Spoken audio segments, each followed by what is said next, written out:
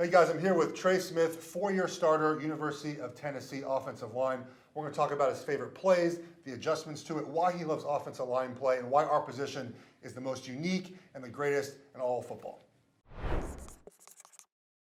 Let's see your favorite run play first, because they're going to ask you to get on the board and draw your favorite run play. And you know, for offensive linemen, we got to know what everyone else does, not just our position. Let's see your favorite run play. Yeah, absolutely. So I'm an old school guy. I love inside zone. So I'm right up here is our inside zone scheme for Tennessee. So I'm draw up is Red Ohio. So it's going to be 12 heavy personnel. We ran a lot of this past season, simply because we had just an ample amount of offensive linemen for the first time in a while. So we really prided ourselves in that. When you first got to school, did you know any of these X and O's principles, or did you have to kind of learn on the fly? Absolutely not. Because you played as a true freshman. Like you had to, you're number one recruit in the country. Yep.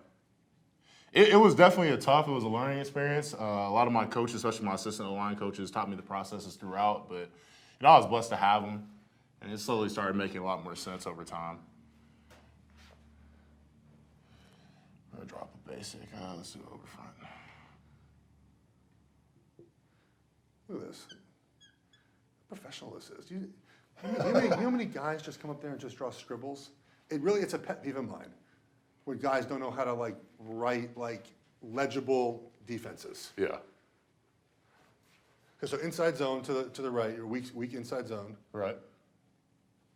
Okay. Safeties. Two high safeties. I love it. Yep. Okay. So basically, in our inside zone scheme this past season, the first thing we're always going to do in our offense, most of it's left up our center, Brandon Kennedy, shout out BK. He's going to mic the front side backer in this team. So right here, we're miking the wheel, so we're all working our track to him. So essentially right here, as a front side tackle, what he's going to do, the only way he can get beat on this play, this guy beats him inside. Correct. So what he's going to do, he's going to step inside footwork down to the V of his neck. He's going to try to widen him out. This guy really doesn't matter. He should make the play. So right here, we have a front side combination between the right side guard, and the center, so make this a single. There you go. Then right here, we're gonna make a B block to his mic, B it up. Right here, we really call it a C, but at the end of the day, this guy's gonna try to wing bust right here, so he's gotta cut off, he's gotta cut this guy off. So right here in our offense, one thing that we used to do for Ohio, we let our running backs in the pass sort of determine if we're gonna take a front side or what they're gonna do backside, and it's all really predicated on this nose. So this past season, what we try to do, we took our inside zone, which could have hit front side, basically made it into like an HB cutback this past season. So we're trying to move this nose, displace him, and let the running back run off vertically. So you don't, as a left guard here, you don't never want to get beat inside, right? So what are you doing to make sure that you secure that inside? Because the only thing that can bust this play up is this guy coming here right now. Right. Let's say he long steps. I'm going to take my inside hand. I'm just going to drive his ass out. I'm just going to take him down for a ride. This tackle's going to work up to his linebacker. The running back will cut off that too. Okay, so take it where he wants to go. Yeah, most coaches would tell you that they want you to kind of dig that guy out, right? And not really cut him off, but just kind of wash him down this way, and then let the tackle kind of obviously. But if he's going in here, he might come in here, right? So you have to make sure to come as a flat guy and come up here to the top. What are your keys? This is how stuff you start learning, and maybe you start learning it at Tennessee too. Are you looking at linebackers and safeties as far as determining kind of where the defense might go? Because I was a guy that was very unathletic, so I had to know where everyone was going. So if I didn't know where someone was going, I was getting screwed. So how long did it take you to figure out kind of those keys for what else? Because we don't just look at the down guys, right, guys? We look at everywhere else. Right.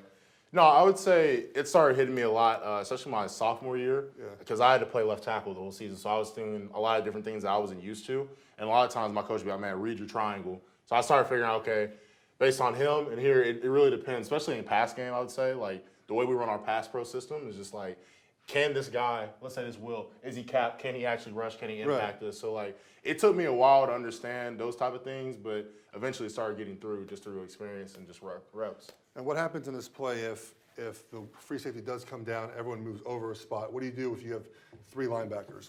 Yeah, this safety comes down.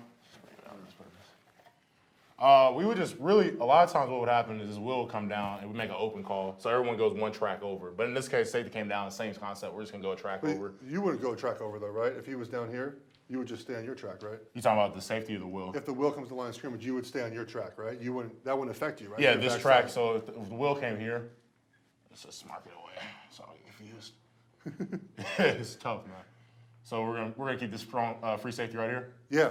Oh, so you would push the free safety. So you'd be a guy short backside. Yeah, basically, we're one man short. You wouldn't change the play. No, we just keep running into it. That's really how we did it. Because if you wind back here like this guy's unblocked right here.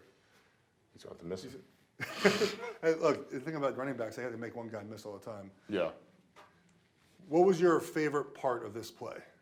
For me personally, it's more of like an attitude play. Yeah. You know, at the end of the day, I'm not gonna let you beat me. I'm not gonna let you push me back into the ball. You know, and I liked our chances. We were all like 6'5", probably about 320 across the line of scrimmage at Tennessee. So it was sort of an attitude play and sort of what made us us. All right, let's get to your other. So when we watch your film, the things that you do well are pull. You're a fantastic puller, whether you're pulling as a trap block or you're pulling out on a G play. Let's draw up your favorite trap concept. Yep. Or gap concept, I should say. Because this is what you're going to be asked, like what's your favorite play, what do you like to run, and what you're good at, and this is what you're good at. Yep. There's many ways you've made this block. Red Packer. I love it. This is our gap scheme, like you said, trap in on the line. Really, my personal favorite play. When they call this play, it's my time to shine. Someone's getting knocked out. But I know, man. I love it.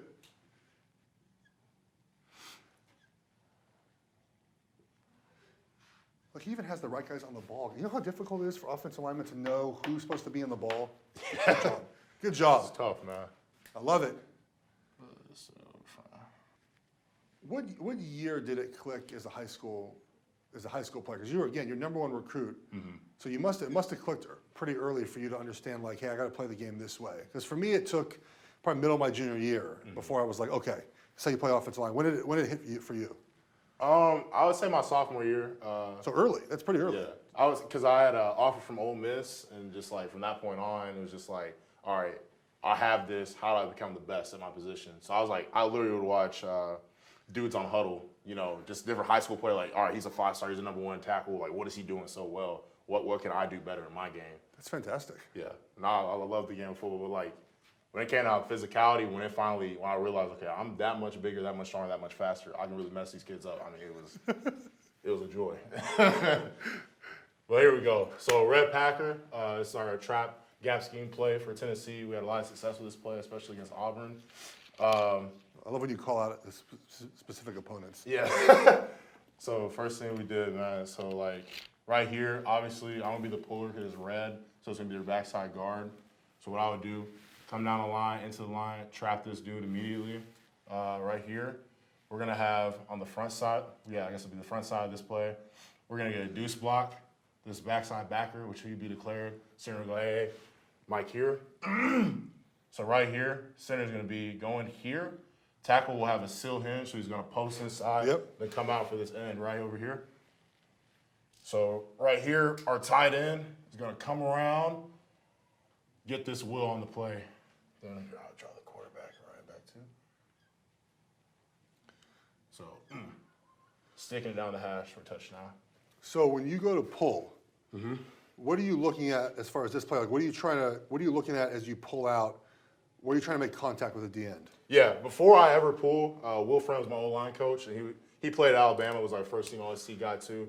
So one thing he told us, man, he's like, you know, before I even got down on my stance and pulled, I'm just gonna give a little look over here, just see who this guy is, track him before I even get down. So that's what I always did. So when I pull one step, I'm looking straight at that defensive end. I don't care if he sees me. I'm running right through his face. So I always just look straight down his middle of his body. So the main thing I try to do is what Coach Pruitt, you know, he teaches a lot of tackling, near leg, near shoulder. Yeah. So when I make contact, I'm trying to rim him out from the inside out. I'm not trying to hit it outside, because if he splits me, I mean, hell, the ball's going right here. Yeah, you can't get beat inside. Yeah, it's called same foot, same shoulder. Yep. So you're coming in with that same foot, same shoulder. In this case, it would be your right side, because you want to make sure he doesn't. If you hit him with your left side, he could spin back. So what happens if you're pulling out here and he comes inside like this? How are you changing your course as a puller? Yeah, if he comes inside, he just makes our job and our offensive job a lot easier. Because if he comes inside, boom, I'm just gonna wrap for the first linebacker. You're gonna skip him. Yeah, I mean he's already blocking himself essentially because he's gonna if he runs right into the tackle. But then again, let's say he comes at this angle, I'm just gonna log him. So he splits right here, log him, ball go right off my butt. Yeah, you had a great one against Missouri like that, I believe, or South Carolina, where the guy came inside and you logged him. What are your biggest concerns about the look on this side as you're pulling? Like, if we see this look, we're screwed. Yeah. Personally, man, I would say just anything unexpected, like Will he free comes safety, down, yeah. it's just some blitzes or. Do you guys check? Would you check out of will free safety if they would bring anything? Yeah, we just wouldn't run it to be honest. But I mean, it very rarely would that ever even happen. Most likely, you're just gonna get this front. They're gonna try to play base in the SEC and kick your butt. SEC football is great. You just line up and run it. I absolutely love it. So when you pancake someone, and you hear that noise they make when you hit them, Yeah. how does that make you feel inside? Oh, great, man. That's why I play the game. I love pissing them off, man. Like that look in their eyes when they get up. Yeah. It's like there's nothing like it. I wish we had a camera. We need to get the camera the next time when you film a game and just look at the defender's eyes and you knock them down. And they just look. I remember 2009 we were playing the Giants. And we won 41-9, and we had like 300 yards rushing. And the look of on their face, I'll never forget it. The defensive linemen were just distraught. Yeah. Like it's the greatest feeling of all time because this position's hard, right? Like it's not a fun position. What is the best part of playing offensive line? I would Is say it this? that. Yeah, the physicality, man. When you just physically impose your will on somebody to the point where they get up, and like you said, you look in their eyes and they're defeated, man. They're just like, man, we can keep running this play all night, coach. that is the best feeling that I've had playing the game is when you just take somebody's will. Let's do your favorite protection or a protection that give you guys trouble at Tennessee. I always love learning these protections because it's just college football is it's a different game. Yeah. It's just jet protection. So we got black jet 6-man protection. We did 61. We did a lot of hurry up at the beginning of the season. Did it work? Oh yeah. It's one of our best plays. We had Oh yeah, you all were ranked this year. Congratulations. So this is Black Jet right here, our 6-man protection in Tennessee. So once again, the majority of our calls and declarations before we did anything on the line was left to Brandon Kennedy, our center. So what BK would do and what our rules for Jet would be is we're looking for the outside linebacker away from the call. So obviously it's a left side protection. So we go to the nickel will right here. We would make him to declare it. So it'd be like, hey, Mike 51, Mike 51. Well, we have to determine his offensive line. Is he capped or is he not capped? Can he come? Can he affect the pass? For those who don't know, so cap basically means is there a guy over him because you cannot, you can, but it's very tough to bring pressure unless you have a defender over the guy that he's guarding, right? If this free safety is all the way over here, right? Bringing in the will, it's kind of pointless, right? Because then this wide receiver is wide open by the time they get over there. So this is why. So when you say capped. And this stuff we look at, we have, and people I don't think understand this. You're at center here. You're at center here. You're one of these players right here. If you're man on this side, you're not looking over here. If I'm the right tackle, I'm looking right here. I'm looking D end to will to free safety. If he's capped over here, I'm telling my center, hey man, we're going here. So that's what he means when he says capped. Yep. So we cap him because the free safety stacked over top, so he'll be the declared linebacker. And what we did at Tennessee is once we determine he's capped, we make a Ringo call, which is a 3-man slide protection right here. Yep. So it'd be the right tackle sliding to him and this end, right guard, center. So then when you have a Ringo, the front side is going to be man, so we're locked man on, my left tackle and myself. Locked man on. Running back would have Mike to Sam scan. So with the nickel will being so far out here, would your technique be basically the guard's not flying out there, right? Right. So if he's literally out this far away, you're just kind of setting like you normally would, right? I mean, he's going to kind of help. He's not jumping out there, right? To help the tackle? No. It's just a patient post hand for that front side guard in a Ringo. So I'm just going to set like this. Give him my center presence. My eyes are on that end just in case that nickel will came. Which my tackle would alert. Let's say he did start coming and he's already captain declared. Yeah. Hey, Trey. I know my eyes are automatically on him. I'm ready to get on him. Yeah. And you got to make sure, too, as a guard, part of it, too, is that, and this is the importance of all this stuff in the film, right, is that and this is why I love the film part of this, because you get these clues and it can slow your movements down. So you know that if the nickel will is coming off this end, right? Right. The D end now, so the C gap is taken, right? Right. So you know the D end has to come right here. Side, right. So as a guard, like if you know what's happening, you don't have to fly out there. You just sit right there. He's got to come to you, and he's probably not going inside, right? Right. So he's going to come here and do this, And when you figure out all these things, it just makes life so much easier. Yeah. Because a lot of guys, young guys, just jump out there. So let's talk about the man side, because you're over here. You're playing left guard in this protection. It's 3rd and 7. What are you looking at on 3rd and 7? Yeah, 3rd and 7. I mean, a lot of times, man, I'm expecting a lot of this. A lot of games, a lot of different things like that. So a lot of times, Wanye or Jameer would be my left tackle. I'd be like, hey, man, just set this one vertical and inside post hand, and we're going to pass it off. And most times, it works that way. Yeah. So post, snap the tackle, and comes inside. But almost every time, 3rd down and long, you expect to see something in SEC. I know, especially when I was the Georgia film, man, these guys walking around everywhere. Yeah. So one thing one thing social media does not get about offensive line play. So let's say the Mike, you're in gun, right? Mm-hmm. The Mike walks up here, and the Sam walks up here, right? And let's say Yep. you keep the protection on, which you probably would change, and they both come, okay? Right. And let's just say for whatever reason the running back chooses him first. He shouldn't, and they let the Mike run right here. How do you handle when people come after you for not blocking that guy, even though he's not your guy?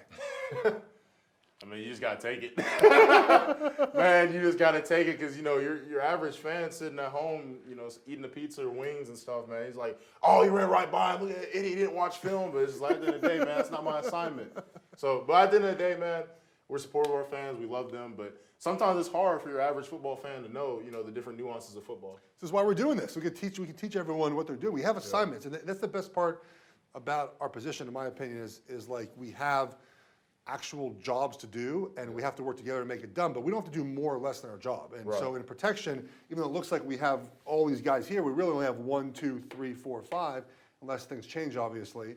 And then you just try to find a way to block the 5 the best you can. Right. All right, so let's say we talk about that kind of the same look, right? So the free safety's kind of rotated over here now, the strong safety comes down a little bit, the Sam's cheating, the Mike's cheating. What adjustment are you guys making? Because you're going to get 4 strong. Are you changing this, or you letting it ride? For us, we're going to bring it back 2 spots. So bring it back to that Sam. We'd Leo out, so it's basically as many people we can get on to the left side. So you would let the Mike go, or you guys would the center would take the Mike, and you would let the running back have the Sam?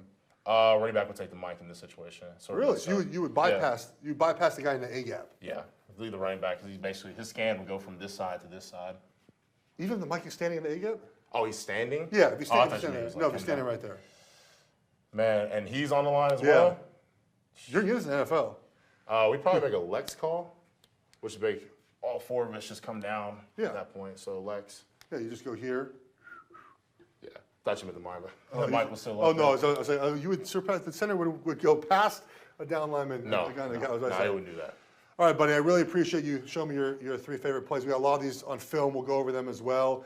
And you see how much you learned in 4 years. It's fantastic. Yeah, appreciate that. Thank you.